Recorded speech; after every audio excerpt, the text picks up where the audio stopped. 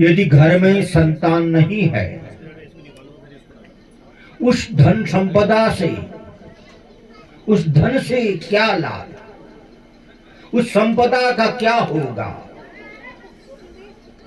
ये ब्राह्मण देवता, उनकी चौथी अवस्था तक संतान नहीं हुई, उन्होंने पुत्रेष्ट यज्ञ किया। संतान के लिए कठिन से कठिन कार्य माताएं करती हैं। तुंगभद्रा नदी के किनारे एक सेठ जी थे। उनके पास अतुल धन संपदा थी। उन्होंने तीर्थाटन किया, व्रत किया, नियम तीर्थ सब किए, पूजा पाठ सब किया, यज्ञ अनुष्ठान किया, लेकिन सेठ जी की संतान नहीं हुई। अब सेठ जी ने संकल्प किया, यदि कोई किसी भी विद्या से, तांत्रिक विद्या से, सम्मोहन विद्या से मेरे घर में संतान उत्पन्न करा दे, मैं अपनी आधी धन संपदा उसको दान स्वरूप दूंगा। अब सेठ जी के यहां लोगों का तांता लगने लगा। कोई यज्ञ अनुष्ठान बताता, कोई कुछ बताता, सेठ जी सब करते। उसी नदी के किनारे रहने वाला एक मुसलमान फकीर बाबा था। नदी के किनारे मुसलमान फकीर बाबा, उसने सुना, सेठ जी के घर में गया। सेठ सेठानी ने बड़ी सेवा करी। सेठ जी से मुसलमान फकीर बाबा कहने लगा, सेठ जी सुनो, दरवाजा खिड़की सब बंद कर दो, मंत्र गोपनीय है। सेठानी ने दरवाजा बंद किया, खिड़की लगाई। अब मुसलमान फकीर बताने लगा, सेठानी तुम्हारी संतान अवश्य हो जाएगी। अमावस की रात्रि को 1 साल से भी जो कम अवस्था वाला बालक है, उस जीवित बालक को गंगा के किनारे ले जाना, अपने साथ एक कटारी छुरी साथ ले जाना, कटारी एक छुरी साथ में ले जाना, और कांसे की कटोरी ले जाना। सेठानी अमावस की रात्रि को, अर्धरात्रि को उस बालक के 3 टुकड़े करना,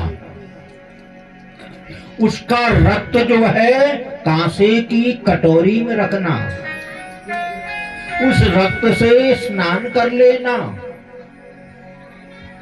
पश्चात अपने पति के साथ चले जाना।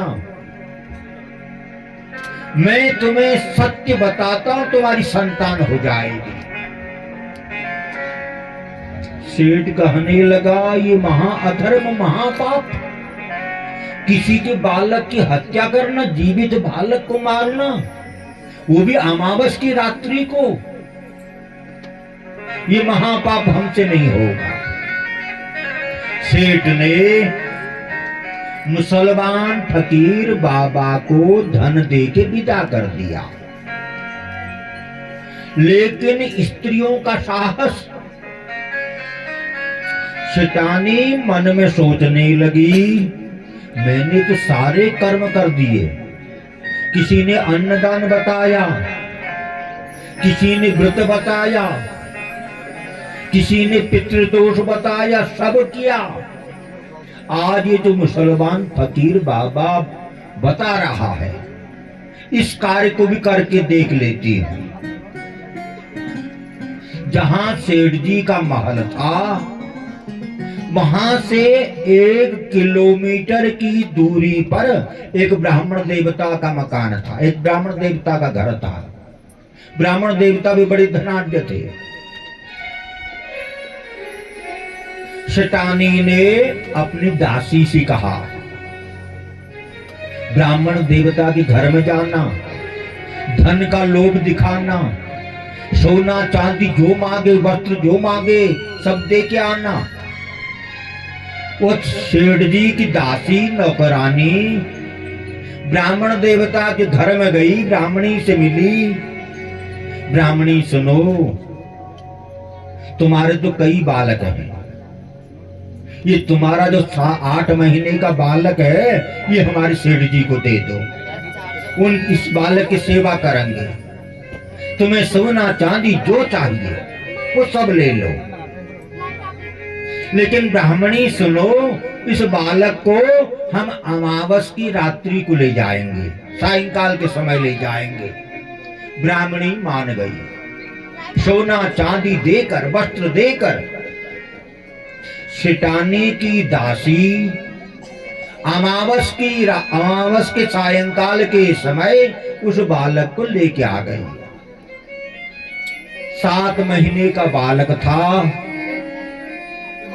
शैतानी एक कांसे की कटोरी, एक चूरी कटारी हाथ में रख करके नदी के किनारे अर्धरात्रि में पहुंची।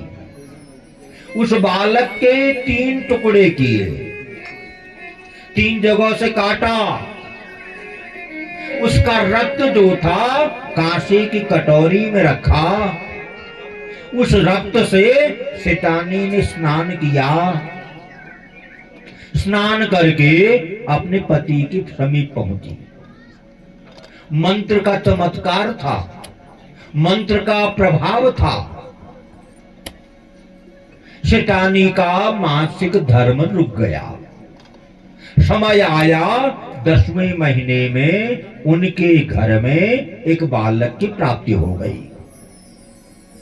सेठ बड़े प्रसन्न। नामकर्म संस्कार हुआ। सेठ जी अपनी पत्नी शैतानी से बोले, किस मंत्र के प्रभाव से, किस विद्या के प्रभाव से, किस ज्ञानी संत के प्रभाव से आज हमारे घर में बालक हुआ है? शैतानी बता दो, बता दो। शैतानी कहने लगी, इस बात को गोपनीय रखना, बताना नहीं। मैंने दासी को धन दिया, ब्राह्मणी के बालक को लिया, उस बालक की हत्या करी, उसके रक्त से स्नान किया।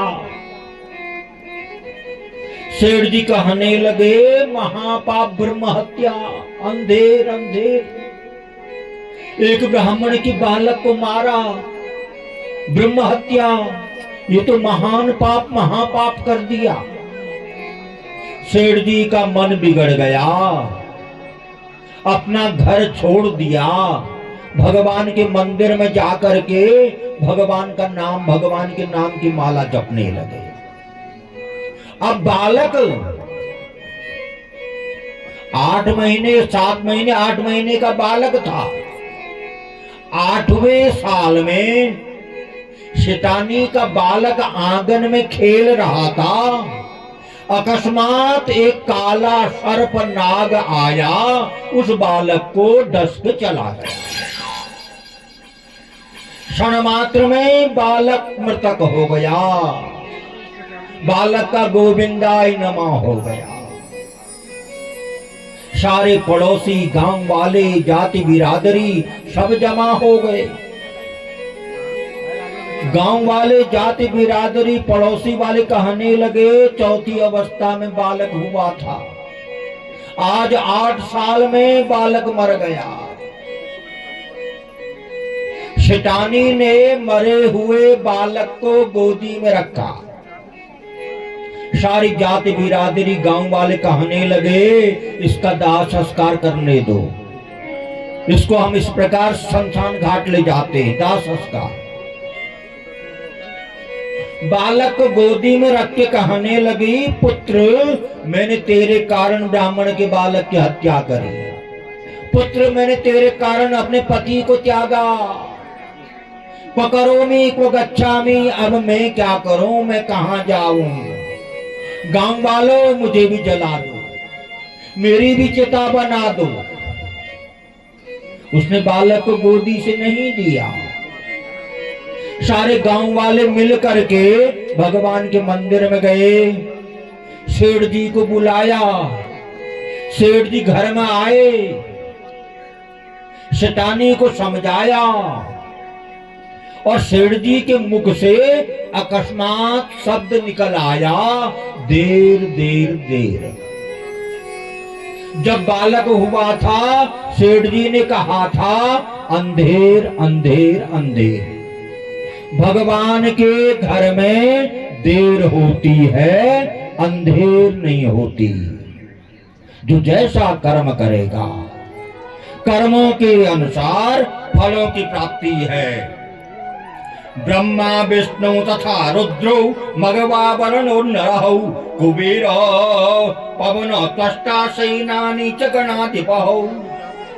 एक ब्राह्मण देवता कौशल देश में रहते थे। उन्होंने पुत्रेष्ट यज्ञ किया। उस पुत्रेष्ट यज्ञ में एक बूढ़े ब्राह्मण थे। बूढ़े ब्राह्मण देवता मंत्र उच्चारण करते समय उनके मंत्र स्पष्ट नहीं हो रहे थे। मंत्रों का उच्चारण स्पष्ट नहीं हो रहा था। यजमान कहने लगा, आपने बड़ी मूर्खता कर दी, मेरे यज्ञ को विधि विधान से नहीं किया। आधुनिक समय में कोई कितना ही पढ़ा काशी का विद्वान क्यों न हो, उसको भी राय देने वाले, ज्ञान देने वाले वो अधिक हो जाते हैं। काशी का ही पंडित क्यों न हो, उसको भी ज्ञान देने वाले, राय देने वाले अधिक हो जाते हैं। अब पंडित यजमान कहने लगा, पंडित जी आपने बड़ी मूर्खता कर दी, मेरे यज्ञ को विधि विधान से नहीं किया। बूढ़े पंडित थे, उन्होंने यजमान को शाप दे दिया। कहने लगे, पुत्रेष्ट यज्ञ, संतान के लिए तू यज्ञ कर रहा है, मैं तुझे शाप देता हूं, तेरा बालक महामूर्ख जनेगा, शब्द उच्चारण भी नहीं कर पाएगा। बारंबार उस बूढ़े महात्मा गोविल महात्मा को यजमान मनाने लगा, मैं मूर्ख संतान से क्या करूंगा, मूर्ख संतान से तो मेरी स्त्री का बांझ रहना अच्छा है। कुपुत्रेण कुलम नष्ट हो, कुपुत्र के होने से तो कुल का नष्ट होना अच्छा है। यजमान कहने लगा, चिंतया क्रियते धेनवा, चिंतया क्रियते धेनवा, यो तो घृणी न गर्भणी, को अर्ध पुत्र जाते न, यो विद्वान न धार्मिक।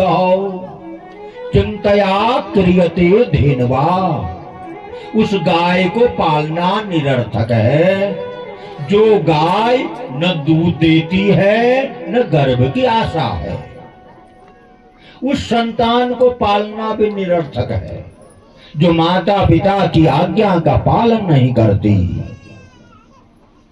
बारंबार यजमान ने गोविल महात्मा, बूढ़े महात्मा को मनाया, महात्मा जी मेरी स्त्री का बांझ रहना अच्छा है, ये मूर्ख संतान नहीं चाहिए। कुपुत्र संतान के होने से तो, मूर्ख संतान के होने से तो स्त्री का बांझ रहना अच्छा है। मूर्ख संतान की कथा आपको सुनाते हैं। काशीपुर नगरी में एक सेठ जी थे, बड़े धनाढ्य थे। उनके दो नौकर थे।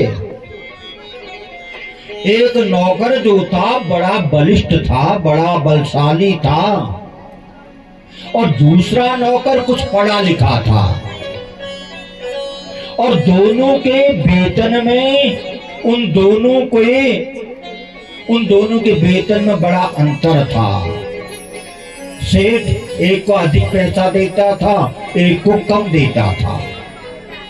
जो बलशाली पराक्रमी था वो अधिक दुकान का काम करता था, व्यापार का कार्य करता था। एक दिन सेठ जी के यहाँ उनके समधी आ गए।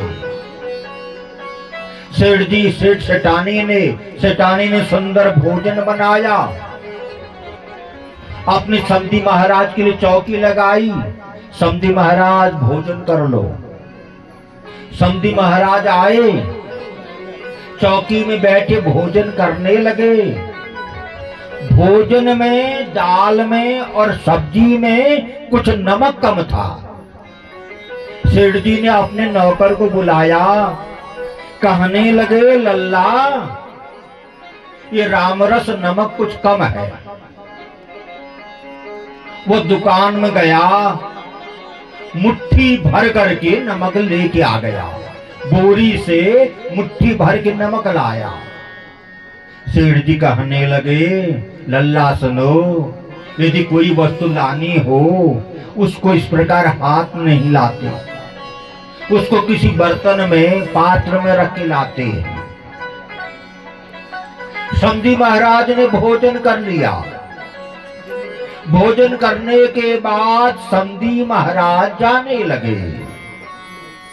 सेठ जी ने अपने नौकर को बुलाया, कहने लगे, लल्ला ये समधी महाराज जा रहे हैं, प्रस्थान कर रहे हैं, इनकी चरण पादुका जूते लेके आ जाओ।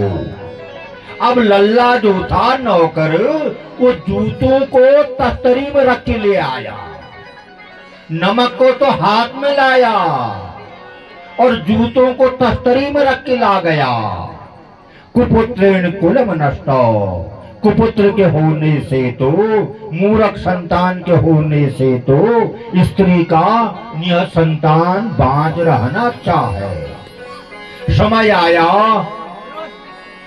ब्राह्मण देवता के घर में एक बालक ने जन्म लिया। पंडित जी ने नामकर्म संस्कार किया, उसका नाम उतत्य रख दिया।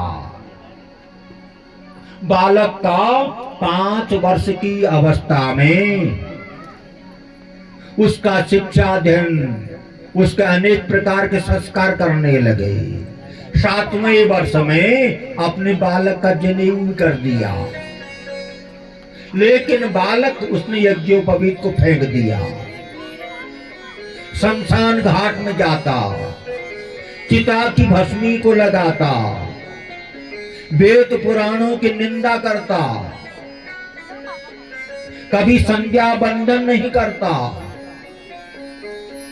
महामूर्ख था। ब्राह्मण देवता मन में सोचने लगे, इस प्रकार की संतान से ही संतान नहीं होती, अब मैं क्या करूं। ब्राह्मण देवता ने पड़ोसियों को बता दिया, मेरे बालक को भरपेट भोजन नहीं देना। बालक 8 वर्ष का हो गया, भरपेट भोजन नहीं मिलता। बालक भागते भागते हुए घर से, अर्धरात्रि में घर से भागा, दूर जंगल चला गया। जब बालक को घर में भोजन नहीं मिला, घर से भाग करके दूर जंगल में चला गया, जंगल में रहने लगा। उस जंगल में बाल बाल अपने अपने गाय बच्चियों को लेके आते थे। उन्होंने 8 वर्ष के बालक को देखा। 8 वर्ष का बालक जंगल में पर्ण कुटिया बनाकर, घास पात की कुटिया बना के रहने लगा। बाल बाल कलेवा भोजन अपने घरों से लाते। बाल बालों ने इस बालक का नाम बालक बाबा रख दिया। ये तो बालक बाबा है, छोटा बालक है बालक बाबा। बालक बाबा, हम कीड़ा खेलते हैं, हमारी गाय बच्चियों को देखना, हमारी पशुओं को देखना। वो बालक बाबा सत्य बोलता था। अमुक दिशा उत्तर दिशा को पशुएं गाय बच्चियां गई हैं। कुछ महीनों के बाद ग्वाल बालों ने उसका तीसरा नाम रख दिया, सत्यव्रत। ये तो सत्य बोलता है। इसके जन्म का नाम उतत्य था। छोटा बालक बाबा बना था, बाल बाबा रख दिया, बालक बाबा। सत्य बोलने के कारण इस बालक का नाम सत्यव्रत रख दिया। बालक बाबा ने भी संकल्प कर लिया, मैं हमेशा सत्य बोलूंगा। एक दिन एक शिकारी शिकार खेलने के लिए आया। वो जंगल में पशुओं हिरण मृगों को देखने लगा। जंगली पशु हिरण नहीं मिला, एक सूअर मिला। शिकारी ने अपनी तरकस से बाण निकाला। सप्तभेदी बाण उस सूअर पर चलाया। सूअर पर बाण लगा, शूकर पर बाण लगा। वह शूकर जो था बालक बाबा की कुटिया में आ गया। बालक बाबा ने शूकर पर जो बाण लगा था उस बाण को निकाला, घाव धोया, सूअर की रक्षा करी। इतने में व्याध शिकारी बालक बाबा के पास आया। बालक बाबा को नमो नारायण करी। बालक बाबा सुनो, आपका नाम तो सत्यव्रत है, आप सत्य बोलते हो। मैंने अभी एक सूकर में सप्तभेदी बाण मारा है। क्या आपने मेरे सूअर को देखा, उस सूकर को देखा? बालक बाबा सुनो, 3 दिन से मेरा सारा परिवार भूखा है, हमने भोजन नहीं किया है। वो विशाल आकृति का सूअर था, मैंने उस पर सप्तभेदी बाण मारा है। अब बालक बाबा मन में सोचने लगे, यदि झूठ बोलता हूं आज मेरा संकल्प चला जाता है, सत्य बोलता हूं तो सूअर की हत्या होती है। ये अवश्य ही सूअर को ले जाएगा, शूकर को मारेगा। अब मैं क्या करूं? इस सूअर की रक्षा करूं अथवा अपना प्रण संकल्प जो है उसको मिथ्या बनाऊं, उसको इस प्रकार जो मेरा संकल्प है उसको तोड़ूं। अकस्मात मां जगदम्बा भगवती ने बालक बाबा पर कृपा करी। बालक बाबा पर कृपा हुई। बालक बाबा कहने लगा, या पश्यति छाब्रूते, या पश्यति छाब्रूते, या ब्रूते सा न पश्यति। अहो व्याघ्र किमर्थम किमर्थं पुनः पुनः, या पश्यति छाब्रूते। व्याध शिकारी सुनो, जिसने देखा है वह बोल नहीं सकता, जो बोलने वाला है उसने देखा नहीं। तुम बार बार मेरी कुटिया में आकर के क्या पूछ रहे हो? व्याध शिकारी फिर भी नहीं समझा। अब बालक बाबा सत्यव्रत समझाने लगे। सत्यव्रत कहने लगे, या पश्यति छाब्रूते, मेरी आंखों ने तुम्हारे सूअर को देखा है, लेकिन मेरी आंखें बोल नहीं सकती। मेरी आंखों ने तुम्हारे सूकर को देखा है, लेकिन मेरी आंखें बोल नहीं सकती। और मेरे मुंह ने देखा है, मेरे मुंह ने, मेरा मुंह जो है उसने देखा नहीं। आंखों ने देखा है, आंख बोल नहीं सकती, और मुख ने देखा नहीं है। तुम बार बार क्या पूछ रहे हो? यदि तुम्हें कंदमूल फल चाहिए, भोजन सामग्री चाहिए, वो सब मेरे आश्रम से ले जाओ। व्याध शिकारी वहां से भोजन सामग्री ले गया, कंदमूल फल ले गया, अपने परिवार का पालन पोषण, अपने परिवार का भरण पोषण किया।